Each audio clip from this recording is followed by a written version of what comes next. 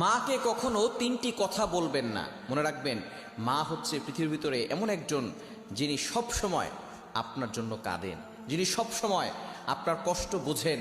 ওই মায়ের সাথে কখনো খারাপ ব্যবহার করবেন না। মা সবচেয়ে বেশি কষ্ট সহ্য করেছেন। আপনি যে দুনিয়াতে এসেছেন, 10 মাস মায়ের পেটে ছিলেন, কত লাতে গুতা মেরেছেন, মা কত লাতে গুতা সহ্য করেছে, আপনাকে কখনো বোঝা মনে করে নাই। প্রসব ব্যথা যখন হয়, একটা মানুষ সর্বোচ্চ 45 ইউনিট ব্যথা সহ্য করতে পারে, কিন্তু একজন মা 57 ইউনিট ব্যথা সহ্য করে। কেন ইমাজিদের, আপনি কল্পনা করতে পারছেন কতটা ব্যথা সহ্য করে, প্রসব ব্যথা সহ্য করে তারপর আপনাকে দুনিয়াতে এনেছেন। ওই মায়ের উসিলে আপনি দুনিয়াতে এসেছেন। সুতরাং মায়ের সাথে খারাপ ব্যবহার করবেন না। আল্লাহ নিজে বলে দিয়েছেন, ওয়াবিল ওয়ালিদাইনি ইহসানা, good behaviour with parents, good dealings with parents, পিতামাতার সাথে ভালো ব্যবহার করো।